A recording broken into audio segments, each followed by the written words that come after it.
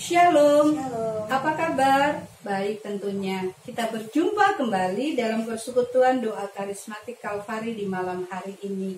Sungguh senang kami kembali mengajak Bapak Ibu Saudara sekalian untuk memuji dan memuliakan namanya. Dalam tema malam ini adalah Taman Getsemani nanti yang akan dibawakan oleh Bapak Alexander. Terima kasih Bapak Alexander. Dan kemudian kita akan selalu mengingat bahwa kebesaran Tuhan sungguh besar. Kebesaran Tuhan sungguh luar biasa. Karena ciptaannya kita semua bisa hidup sampai dengan hari ini. Mari kita juga nanti memohon di dalam doa kita masing-masing bahwa kita selalu akan memelihara bumi ini. Mari kita satukan dengan doa dalam nama Bapa dan Putra dan Roh Kudus. Amin. Allah Bapa di surga, kami bersyukur atas penyertaan-Mu sepanjang hari ini. Sekarang kami berkumpul bersama saudara-saudari kami di rumah untuk memuji dan memuliakan nama-Mu.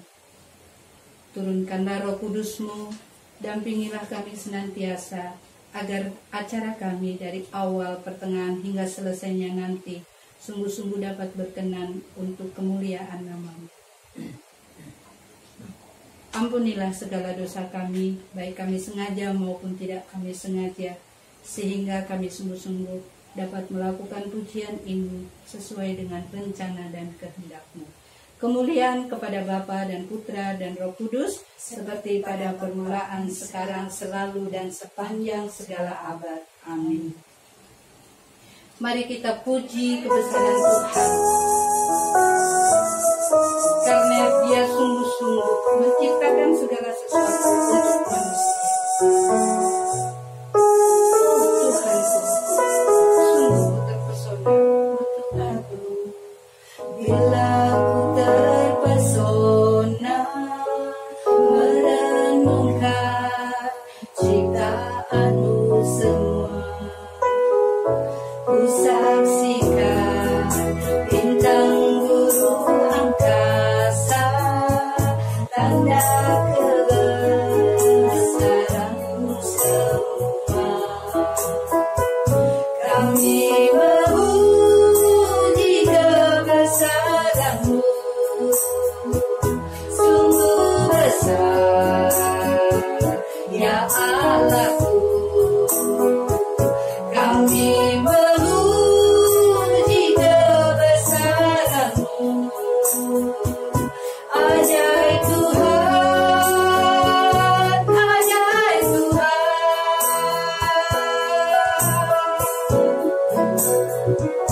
Oh Tuhanku, bila ku terpesona merenungkan ciptaan-Mu semua, ku saksikan bintang guru angkasa, tanda kebesaran-Mu semua. Kami memuji kebesaran-Mu, sungguh besar, ya Allahku. Kami memuji kebesaran-Mu, ajaib Tuhan, ajaib Tuhan, ajaib Tuhan, ajaib Tuhan.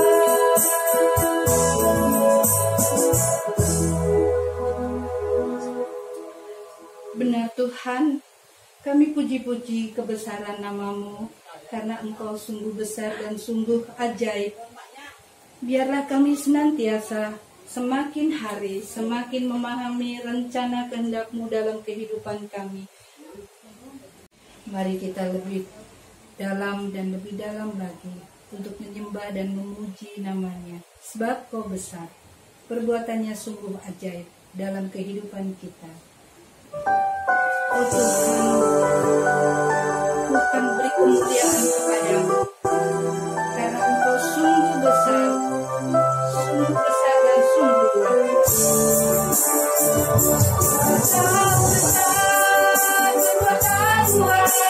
tiada seperti Engkau,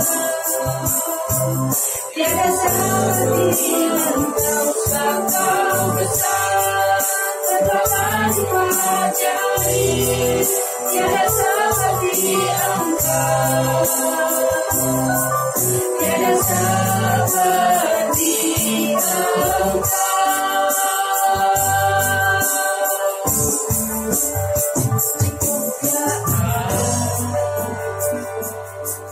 Dan hormat, bukan segala pujian, ku agungkan namamu, ku beri kemuliaan. Dan hormat, bukan suara pujian, ku agungkan namamu, sebab Kau besar, Kau ajaib, tiada seperti Engkau, tiada seperti Engkau, sebab Kau besar, perbuatanmu ajaib, tiada seperti Engkau, tiada seperti Engkau.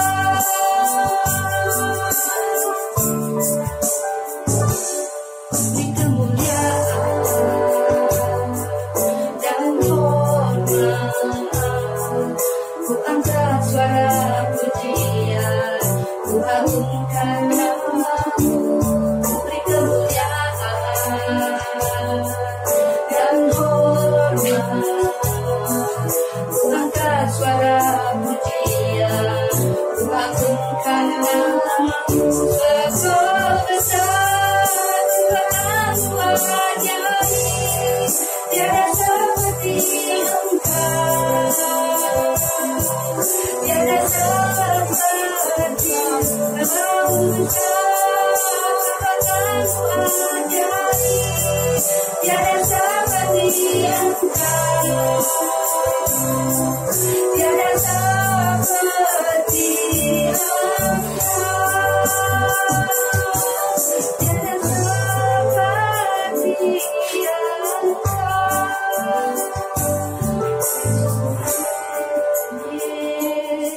Terima kasih Yesus. Terima kasih Yesus. Kami mau duduk diam mendengarkan firman-Mu ya Tuhan. Berikanlah hikmat dalam pengertian kami, sehingga kami memahami apa yang Kau firmankan kepada kami. Berkatilah Bapak Alexander, agar supaya memberikan firman yang terbaik untuk diri kami, hanya berasal daripada-Mu. Kemuliaan kepada Bapa dan Putra dan Roh Kudus, seperti pada permulaan, sekarang, selalu, dan sepanjang segala abad. Amin. Shalom Bapak Ibu, saudara-saudaraku yang terkasih dalam Yesus Kristus. Senang saya boleh hadir menjumpai Anda tentunya melalui video streaming ini. Dan pada kesempatan ini melalui program BPK with Love, saya coba berbagi berkat Tuhan tentunya lewat firman Tuhan yang saya ambil dari Injil Matius 26 ayat yang ke-36 sampai ayat yang ke-40. Nah, Bapak Ibu saudara-saudaraku sekalian, mari kita siapkan hati kita tundukkan kepala, kita buat tanda kemenangan Kristus dalam nama Bapa dan Putra dan Roh Kudus.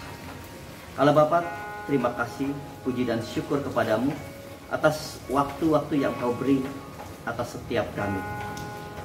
Kiranya pada saat ini Bapak, kami ingin mendengarkan firman-Mu, maka berkati dan urapilah kami, baik yang mendengarkan maupun yang mewartakan. Agar apapun yang Kau sampaikan boleh menjadi rema di dalam setiap kehidupan kami. Terima kasih Bapak, kemuliaan kepada Allah Bapa, Allah Putra, dan Allah Roh Kudus, seperti pada permulaan, sekarang, selalu, dan sepanjang segala abad. Amin. Dan nama Bapa dan Putra dan Roh Kudus. Amin.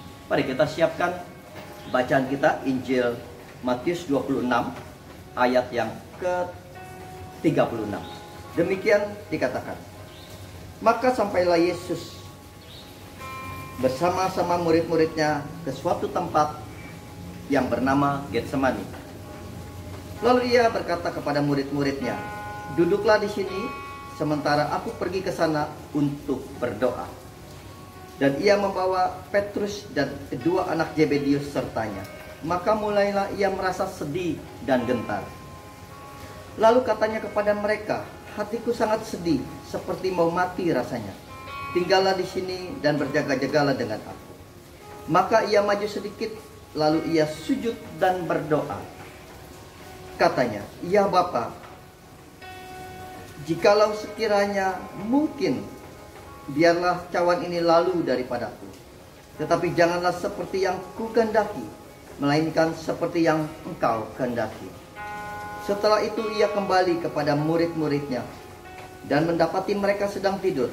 Dan ia berkata kepada Petrus, tidakkah kamu sanggup berjaga-jaga 1 jam dengan aku? Demikianlah Injil Tuhan. Terpujilah Kristus. Bapak Ibu saudara-saudaraku yang terkasih di dalam Yesus Kristus, apa yang Yesus alami saat di Taman Getsemani, bagaimana perasaannya saat itu, keadaan hatinya saat itu, dia tertekan, dia depresi, dia mulai timbul rasa ketakutan yang begitu hebat. Tetapi apa yang akhir-akhir kita alami dengan kejadian pandemi virus corona, begitu banyak orang yang stres, begitu banyak orang yang ketakutan, depresi, bingung, kemudian jenuh karena terisolasi di rumah. Tetapi apa yang kita alami tidak sebanding dengan apa yang saat itu Yesus sedang alami. Nah, Dr. Lukas mengatakan ketika dia menyelidiki peristiwa itu, dikatakan bahwa begitu ketakutannya, begitu khawatirnya Yesus akan apa yang akan dia alami, sampai akhirnya pembuluh-pembuluh darahnya dikatakan pecah, sampai akhirnya keringatnya keluar sebagai keringat darah. Nah, begitu hebatnya tekanan. Tapi dalam peristiwa ini apa yang Yesus ingin ajarkan kepada kita? Ketika kita menghadapi satu persoalan, ketika kita menghadapi satu perkara-perkara besar yang kelihatannya sulit, yang begitu membuat kita depresi, tertekan, putus asa.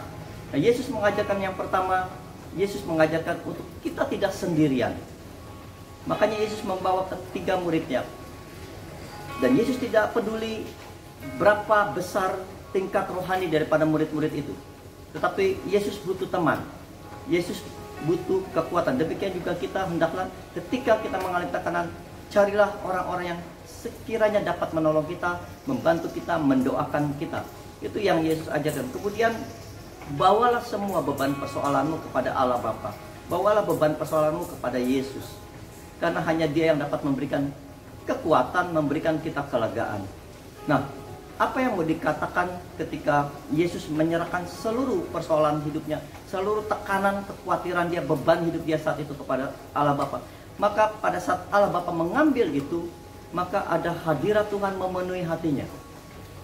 Maka apa yang dia katakan ketika dia menyerahkan semuanya itu, dia mengatakan, bukan kehendakku yang jadi, tetapi kehendak-Mu yang jadi. Seringkali di dalam doa-doa kita hanya fokus pada persoalan, kita hanya fokus pada permintaan kita. Maka tanpa kita sadari, kita sedang mempush atau meminta, memaksa Tuhan untuk menjawab setiap doa kita. Hendaklah kita ketika berhadapan dengan Tuhan, ketika kita bawa hati kita kepada Tuhan, mempersembahkan apapun, maka biar segala sesuatunya kehendak Tuhan yang jadi atas hidup kita. Saya percaya bahwa mujizat, kekuatan, berkat Tuhan sudah berikan kepada kita. Hanya seringkali kita fokus pada setiap persoalan-persoalan yang sedang kita hadapi. Itu yang membuat kita mengalami satu ketakutan. Bukan sekedar rasa takut. Kalau takut itu manusiawi. Saya percaya siapapun akan mengalami punya rasa takut. Tetapi kalau ketakutan itu sudah lain cerita. Karena ketakutan sesungguhnya kita sedang menggunakan kekuatan kita sendiri. Alkitab mengatakan terkutuklah orang yang menggunakan kekuatan sendiri. Artinya kita harus bersandar, mengandalkan Tuhan. Nah, apa yang saya lihat daripada peristiwa Taman Getsemani? Yesus kepenuhan hadirat Tuhan. Karena pada saat itu Yesus adalah 100% pure, dia sebagai manusia. Nah, dalam kondisi seperti itu, ketika dia menyerahkan bebannya, dia mengalami hadirat Tuhan. Nah, kita bisa lihat pada Injil Yohanes 18. Injil Yohanes 18 menceritakan ketika Yudas datang bersama para prajurit tentara Romawi. Ketika tentara Romawi ingin menangkap Yesus, tentara Romawi itu mengatakan apa? Dia katakan, kami datang untuk mencari dan menangkap Yesus, orang Nazaret itu. Pada saat itu Yesus tidak takut, Yesus tidak bersembunyi, atau Yesus tidak menyuruh muridnya yang menghadapi para tentara Romawi. Tetapi Yesus menghadapi secara langsung dan dia berkata, inilah aku. Ketika badai, persoalan, masalah datang di hadapan kita, kita jangan lari dari persoalan. Karena dengan kita lari dari persoalan itu tidak membereskan masalah. Tetapi hadapilah, karena ingat kita punya siapa. Ketika kita menghadapi, kita tahu bahwa kita tidak sedang menggunakan kekuatan kita sendiri. Tetapi ada Tuhan yang akan membackup kita. Tuhan yang menjaga kita. Maka ketika Yesus, ini aku, hadirat Tuhan yang penuh di dalam dirinya itu memancarkan kekudusan, di mana ketika orang-orang itu tidak tahan dengan kekudusan Tuhan, sehingga dia tidak sanggup dan dikatakan apa? Dia jatuh tersungkur. Nah, apa yang menarik dari ketika Yesus datang ke Taman Getsemani, dia menyerahkan seluruh kehidupannya, seluruh keberadaannya, hadirat Tuhan memenuhi seluruh hidupnya, seluruh hatinya, seluruh tubuh, jiwa, dan rohnya. Sehingga ketika dia berhadapan dengan satu persoalan, satu masalah yang sekalipun itu menakutkan, maka dia tidak gentar. Dia hadir, dia berdiri dengan tegak karena dia tahu Bapa yang pelihara, Bapa yang menjaga dia. Nah, Bapak Ibu, saudara-saudaraku yang terkasih di dalam Yesus Kristus, apapun tantangan, apapun persoalan yang sedang kita hadapi akhir-akhir ini, saya percaya ada rencana Tuhan yang luar biasa. Untuk itu, apa yang Tuhan kehendaki dari peristiwa ini, bangunlah saat teduhmu, bangunlah waktu-waktumu bersama Tuhan. Bapak, Ibu, saudara-saudaraku yang terkasih di dalam Yesus Kristus, saya ingin membuat satu tantangan buat Anda semua. Maukah Anda memberikan 20 menit waktu untuk Tuhan? Sehari kita punya 24 jam. Saya percaya dalam 24 jam, 8 jam kita pakai untuk tidur. Idealnya 8 jam kita pakai untuk istirahat. Nah, saya ingin buat satu tantangan, 20 menit, baik itu mau pagi ataupun malam. Berilah waktu buat Tuhan. Engkau bersaat teduh bersama Tuhan, di mana 10 menit pertama, biarkan engkau berbicara semua, menyampaikan keluh kesah, menyampaikan permohonan, menyapa Tuhan dalam 10 menit pertama. Sisanya 10 menit berikutnya, biar Tuhan yang menyapa Anda. Saya percaya setiap kita rindu, apalagi sekarang kondisi kita terisolasi di rumah, kita rindu untuk dapat ibadah bersama, kita rindu untuk menyambut tubuh dan darah Yesus secara fisik. Tetapi apapun itu, saya percaya Tuhan tetap dan selalu ada atas setiap kita. Hanya kita saja, apakah kita mau memberikan waktu kita, apakah kita sungguh ada buat Tuhan. Bapak Ibu, biar apapun yang sampaikan ini boleh memberkati setiap kita. Terima kasih, mari kita tutup dengan doa. Kita buat tanda pengenalan Kristus dalam nama Bapa dan Putra dan Roh Kudus. Bapa di dalam surga, terima kasih untuk firman-Mu. Terima kasih untuk apapun yang Engkau telah taruh di dalam setiap kehidupan kami. Biarlah ini Tuhan boleh menjadi rema di dalam setiap kehidupan kami. Dan ajar kami Tuhan untuk menjadi pelaku-pelaku firman-Mu. Untuk terus memberikan waktu kami, untuk terus mencari Engkau Tuhan. Sebab Engkau bukan Tuhan yang jauh, tetapi Engkau selalu ada buat setiap kami. Terima kasih Tuhan. Ini kami, ini anak-anak-Mu, berkati setiap kami. Dan kami percaya apa yang boleh kami alami, apa yang boleh terjadi saat ini, ada sesuatu yang baik dan sangat baik yang Tuhan sediakan di balik perkara-perkara ini. Terima kasih Tuhan, hanya di dalam nama Yesus Kristus, Tuhan dan Raja kami, Engkau Allah kami yang hidup bersatu dengan Roh Kudus, berkuasa kini dan sepanjang segala masa. Kemuliaan kepada Allah Bapa, Allah Putra, dan Allah Roh Kudus, seperti pada permulaan, sekarang, selalu, dan sepanjang segala abad. Amin. Dalam nama Bapa dan Putra dan Roh Kudus. Terima kasih, Tuhan Yesus memberkati. Puji Tuhan, terima kasih Bapak Alexander Fiandri untuk firman-Nya tentang Taman Getsemani. Sungguh memang Tuhan mengajak kita senantiasa selalu berdoa dalam keadaan apapun. Yesus saja mengandalkan Allah Bapa di surga. Bagaimana dengan kita? Bapak, Ibu, saudara-saudari yang terkasih, di masa-masa sulit ini mari kita senantiasa mengandalkan kekuatan hanya berasal daripada Tuhan.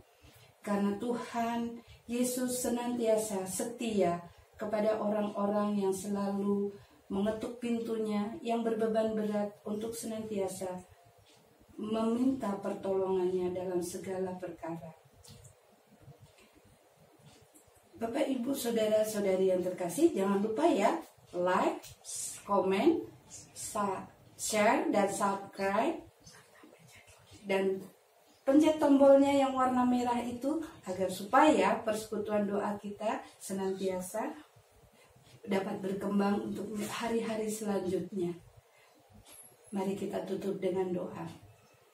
Ya Bapa yang Maha Baik, puji syukur kami haturkan kehadirat-Mu.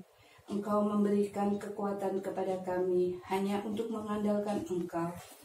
Sungguh luar biasa. Yesus juga memberikan contoh kepada kami hanya mengandalkan Allah Bapa di surga. Puji syukur dan terima kasih atas firman yang telah Kau sampaikan melalui Bapak Alexandra Fiandri. Semoga semua apa yang telah Bapak sampaikan sungguh-sungguh dapat menjadi kekuatan dalam kehidupan kami.